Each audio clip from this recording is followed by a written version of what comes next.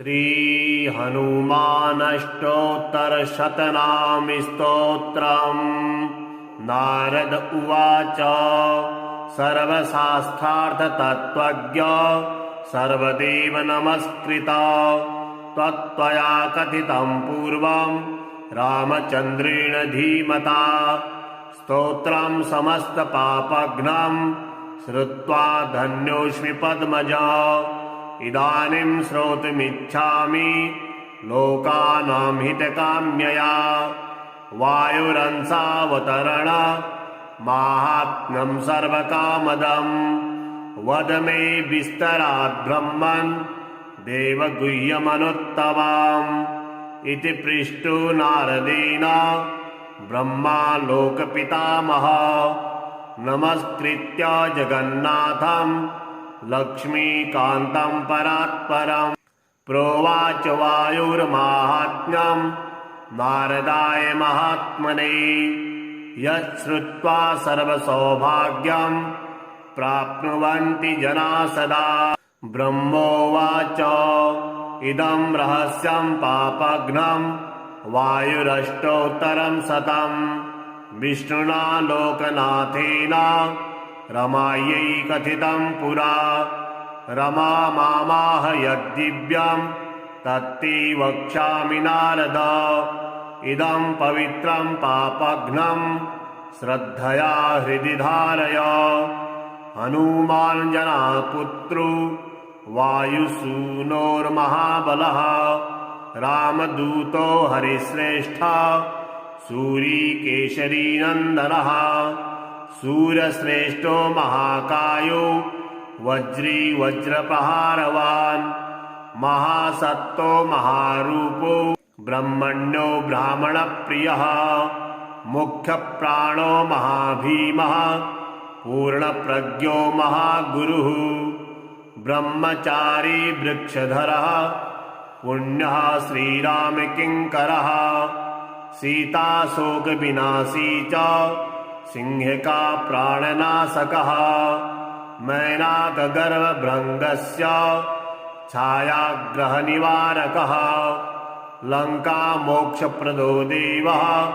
सीतामार्गणतत्परः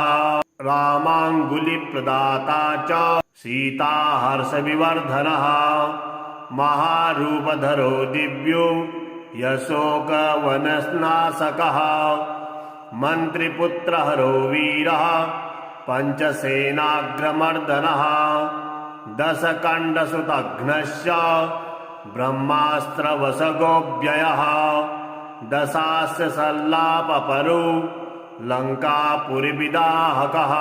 तीर्णाब्धिकपिराजस्य कपियूथप्ररञ्चकः चूडामणिप्रदाता च श्रीवत्सः प्रियदर्शकः कौपीनकुण्डलधरः कनकाङ्गदभूषणः सर्वशास्त्रसुसम्पन्ना सर्वज्ञो ज्ञानदोत्तमः मुख्यप्राणो महावेगः सप्तशास्त्रविशारदः बुद्धिमान् सर्वलोकेशः सुरेशो लोकरञ्जकः लोकनाथो महादर्पः सर्वभूतभयापः रामवाहनरूपश्च सञ्जीवाचालभेदकः कपीनां प्राणदाता च लक्ष्मणप्राणरक्षकः रामपादसमीपस्थो लोहितास्यो महाहनुः रामसन्देहकर्ता च भरतानन्दवर्धनः रमाभिषेककालोश्च रामकार्यधुरन्धरः कुन्तीगर्भसमुत्पन्नो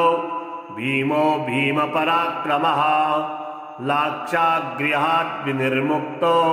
हिडिम्बासुरमर्दनः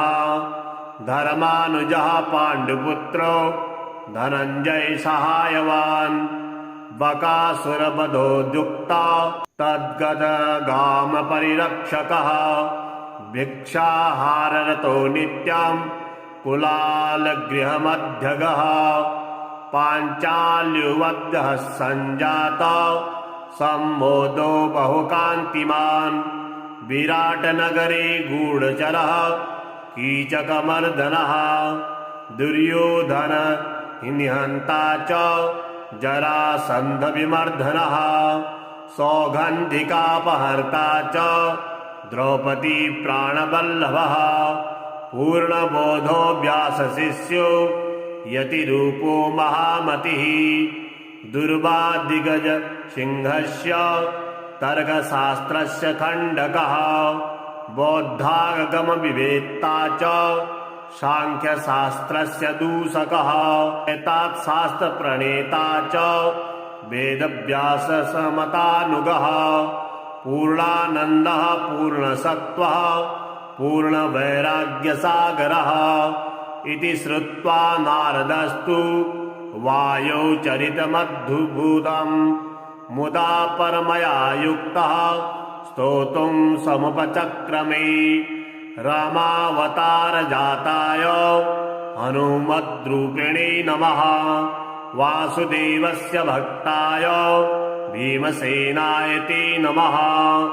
वेदव्यासमतोद्धार कर्ते पूर्णसुखाय च दुर्वाधिध्वान्तचन्द्राय पूर्णबोधाय ते नमः गुरुराजाय धन्याय कञ्जनेत्राय ते नमः दिव्यरूपाय शान्ताय नमस्ते यतिरूपिणे स्वान्तस्तवासुदेवाय सच्चिताय नमो नमः अज्ञानतिमिरारकाय व्यासशिष्याय ते नमः अथाभिवन्द्यपितरं ब्रह्माणं नारदो मुनिः परिक्रम्य विनिर्यातु वासुदेवं हरिं स्मरन् अष्टोत्तरशतं दिव्यं वायुर्सूनोर्महात्मनः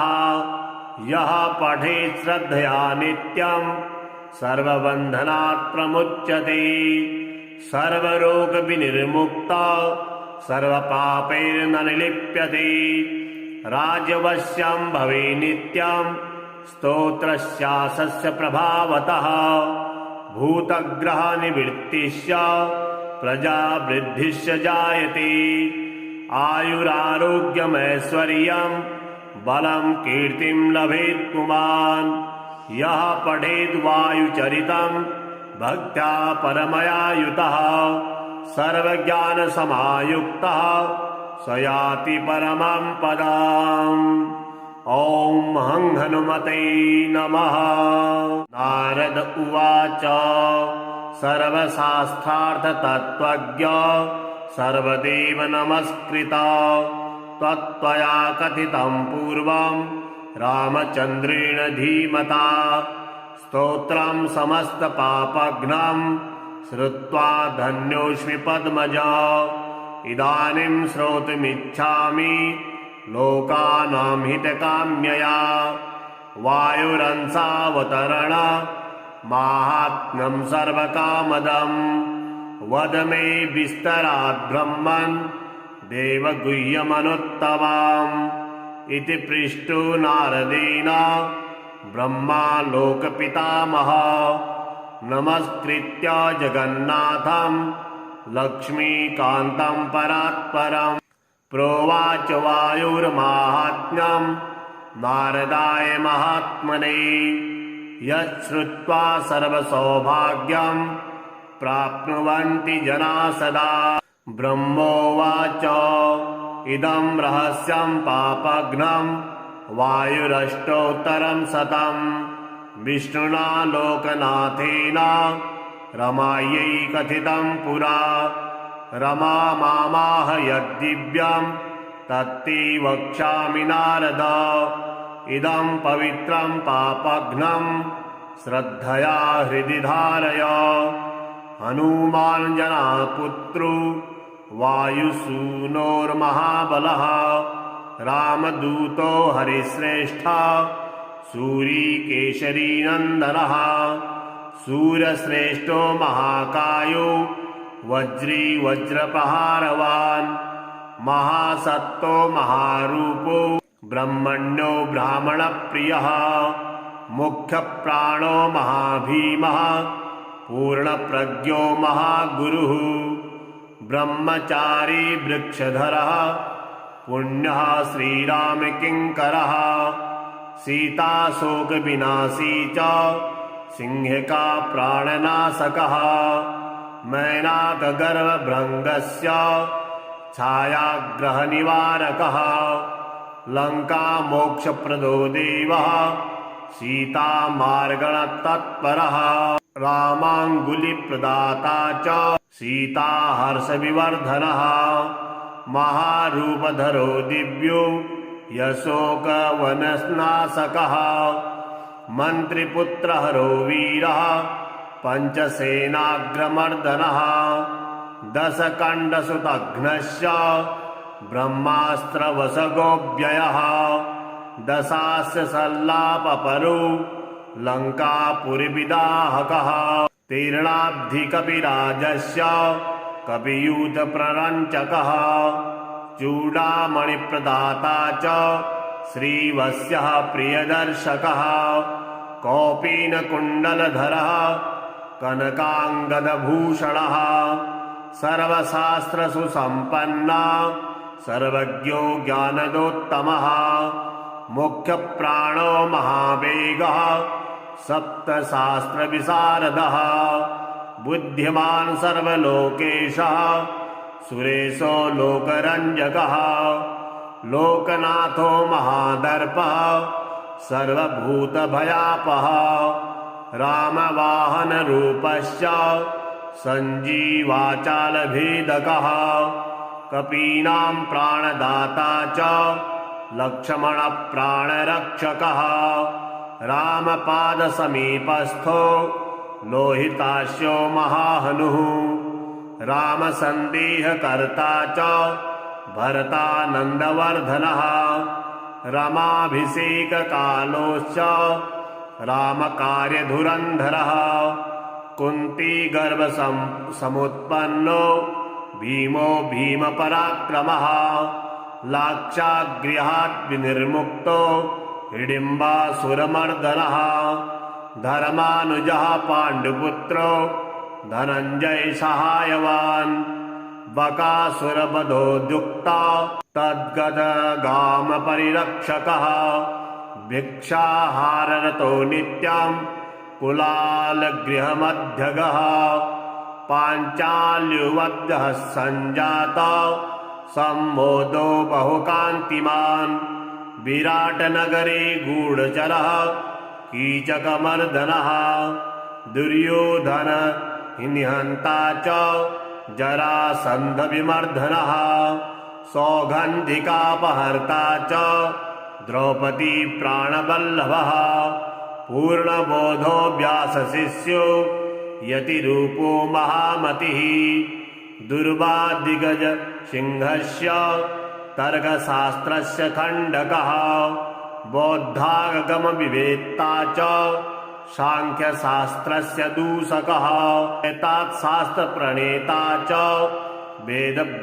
वेदव्याससमतानुगः पूर्णानन्दः पूर्णसत्त्वः पूर्णवैराग्यसागरः इति श्रुत्वा नारदस्तु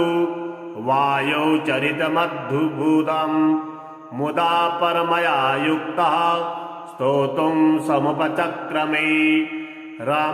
रामावतारजाताय हनुमद्रूपिणे नमः वासुदेवस्य भक्ताय भीमसेनाय ते नमः वेदव्यासमतोद्धार कर्ते पूर्णसुखाय च दुर्वाधिध्वान्तचन्द्राय पूर्णबोधाय ते नमः गुरुराजाय धन्याय कञ्जनेत्राय ते नमः दिव्यरूपाय शान्ताय नमस्ते यतिरूपिणे स्वान्तस्तवासुदेवाय सच्चिताय नमो नमः अज्ञानतिमिरारकाय व्यासशिष्याय ते नमः अथाभिवन्द्यपितरं ब्रह्माणं नारदो मुनिः परिक्रम्य विनिर्यातु वासुदेवं हरिं स्मरन् अष्टोत्तरशतं दिव्यं वायुर्सूनोर्महात्मनः यः पठेत् श्रद्धया नित्यं सर्वबन्धनात् प्रमुच्यते सर्वरोगविनिर्मुक्तः सर्वपापैर्न निलिप्यते राजवश्यं भवे नित्यं स्तोत्रस्यास्य प्रभावतः भूतग्रहनिवृत्तिश्च प्रजावृद्धिश्च जायते आयुरारोग्यमैश्वर्यं बलं कीर्तिं लभेत् पुमान् यः पठेद् वायुचरितं भक्त्या परमया युतः सर्वज्ञानसमायुक्तः स याति परमं पदम्। ॐ हं हनुमते नमः। नारद उवाच सर्वशास्त्रार्थतत्त्वज्ञ सर्वदेव नमस्कृता त्वया कथितं पूर्वं रामचन्द्रेण धीमता स्तोत्रं समस्तपापघ्नं श्रुत्वा धन्योऽस्मि पद्मजा इदानीं श्रोतुमिच्छामि लोकानां हितकाम्यया वायुरंसावतरण माहात्म्यं सर्वकामदं वद मे विस्तरात् ब्रह्मन् देवगुह्यमनुत्तमाम् इति पृष्टो नारदेन ब्रह्मा लोकपितामहः नमस्कृत्य जगन्नाथं लक्ष्मीकान्तं परात्परम् प्रोवाच वायुर्माहात्म्यं नारदाय महात्मने यच्छ्रुत्वा सर्वसौभाग्यं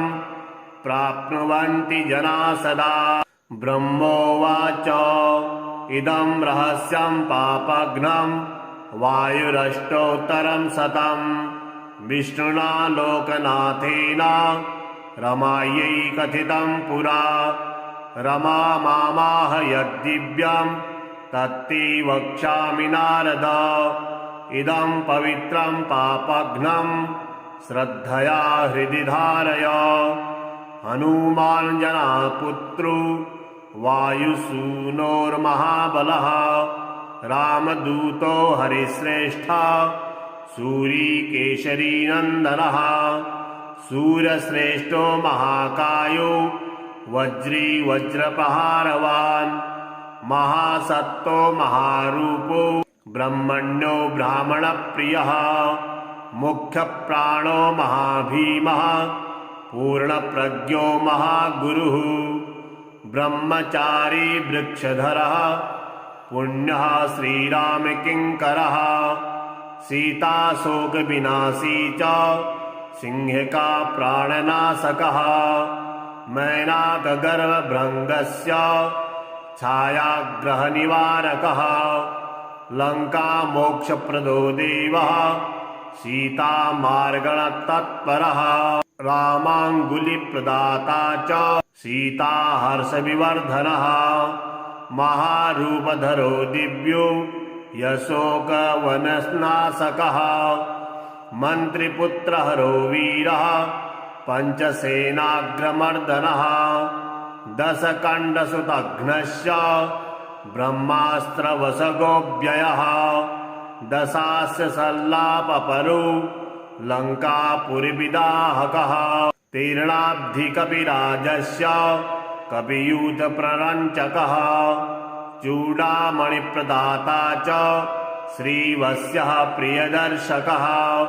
कौपीनकुण्डलधरः कनकाङ्गदभूषणः सर्वशास्त्रसुसम्पन्ना सर्वज्ञो ज्ञानदोत्तमः मुख्यप्राणो महावेगः सप्तशास्त्रविशारदः बुद्धिमान् सर्वलोकेशः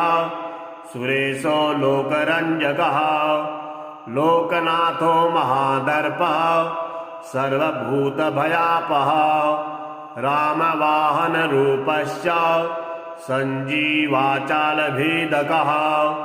कपीनां प्राणदाता च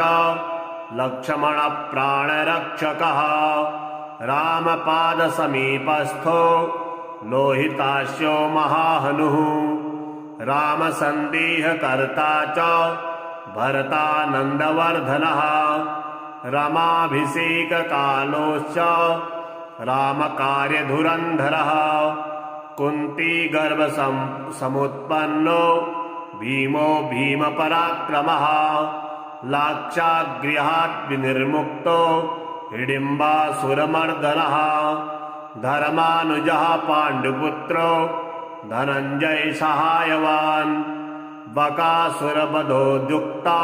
तद्गतगामपरिरक्षकः भिक्षाहाररतो नित्यं कुलालगृहमध्यगः पाञ्चाल्युवद्यः सञ्जाता सम्मोदो बहुकान्तिमान् विराटनगरे गूढचरः कीचकमर्दनः दुर्योधन निहन्ता च जरासन्धविमर्दनः सौगन्धिकापहर्ता च द्रौपदी प्राणवल्लभः पूर्णबोधो व्यासशिष्यो यतिरूपो महामतिः दुर्वादिगज सिंहस्य तर्कशास्त्रस्य खण्डकः बौद्धागमविवेत्ता च सांख्यशास्त्रस्य दूषकः एतात्शास्त्रप्रणेता च वेदव्याससमतानुगः पूर्णानन्दः पूर्णसत्त्वः पूर्णवैराग्यसागरः इति श्रुत्वा नारदस्तु वायौ चरितमद्भुतम् मुदा परमया युक्तः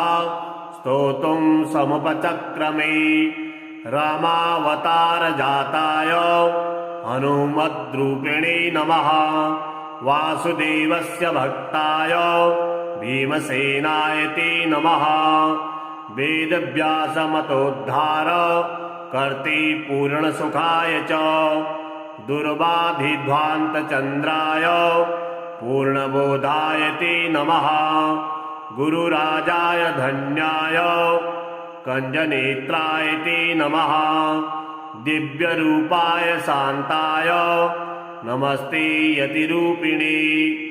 स्वान्तस्तवासुदेवाय सच्चिताय नमो नमः अज्ञानतिमिरारकाय व्यासशिष्याय ते नमः अथाभिवन्द्यपितरं ब्रह्माणं नारदो मुनिः परिक्रम्य विनिर्यातु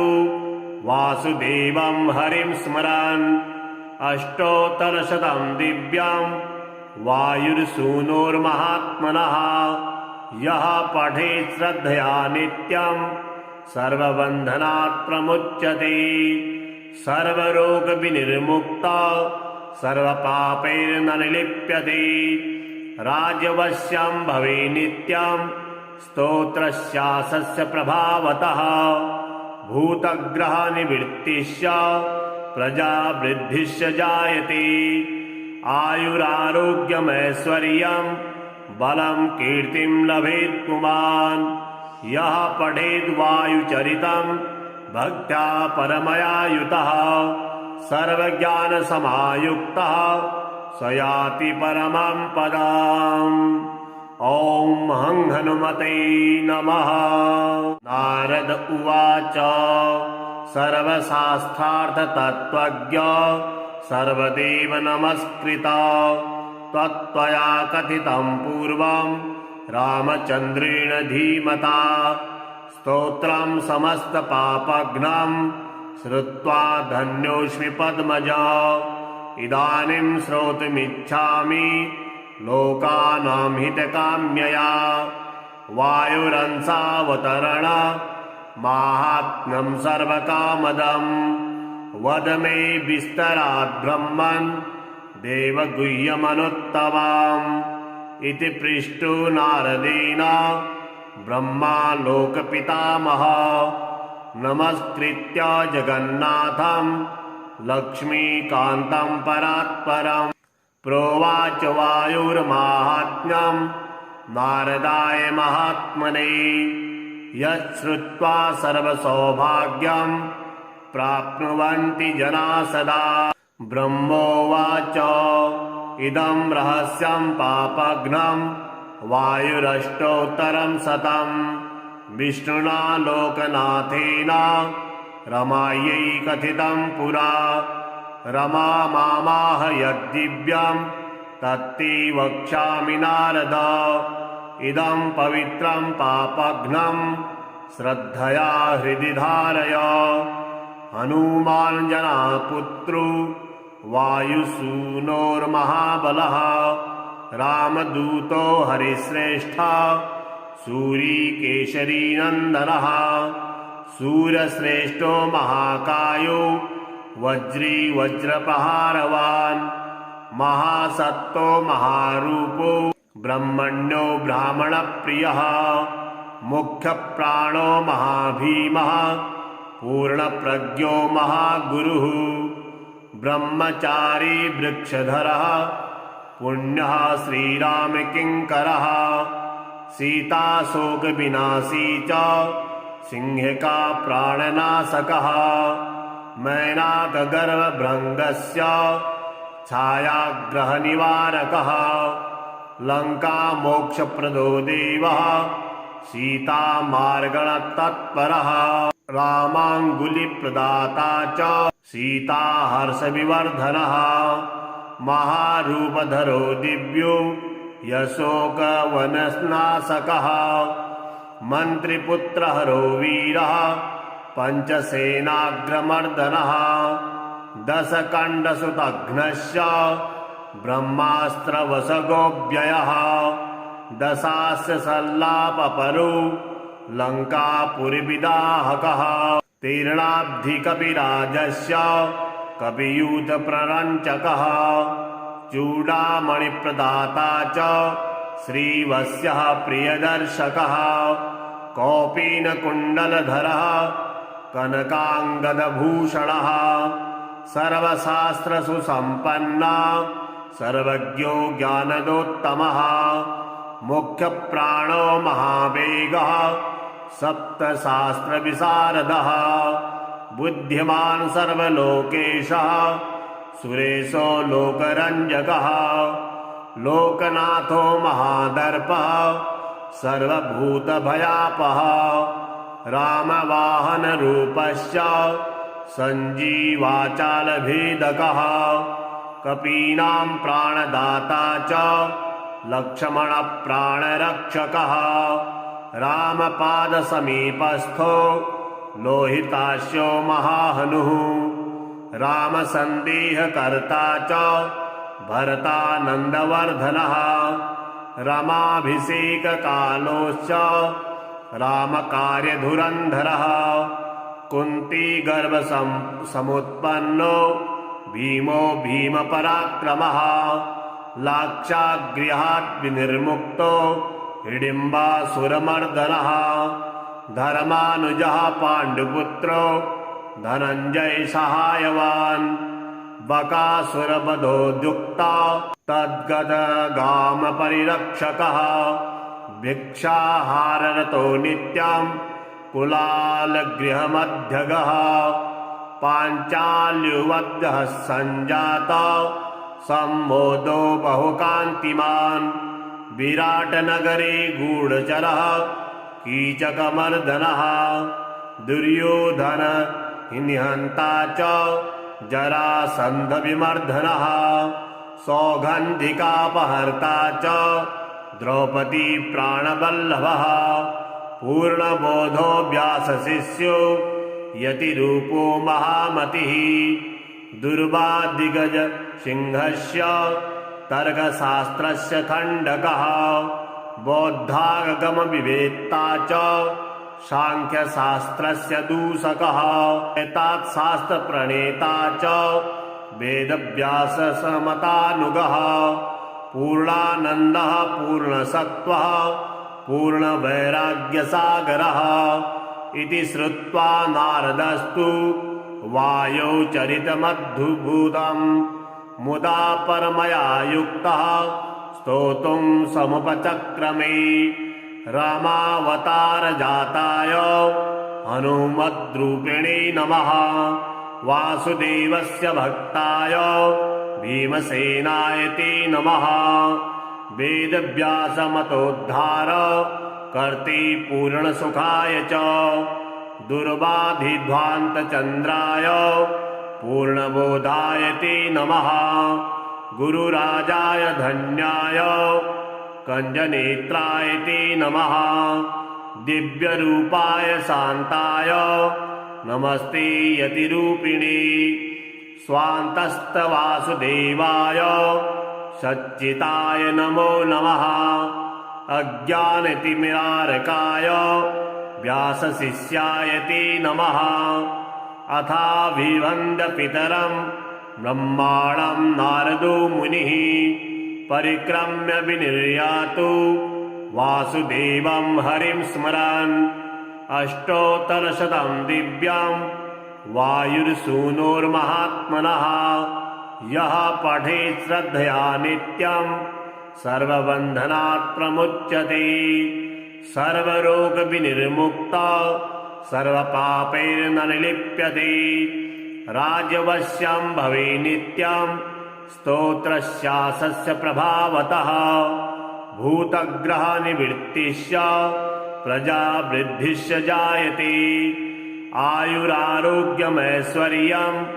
बलं कीर्तिं लभेत् पुमान्। यः पठेद् वायुचरितं भक्त्या परमया युतः सर्वज्ञानसमायुक्तः स याति परमं पदम्। ॐ हं हनुमते नमः।